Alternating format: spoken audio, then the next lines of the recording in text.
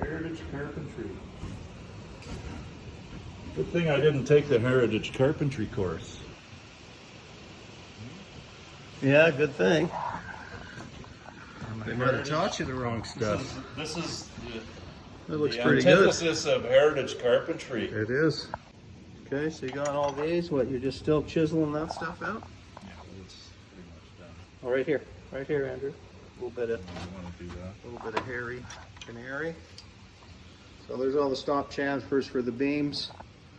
Getting some other stuff together. You can see back there we got some sub-assemblies with the burn out.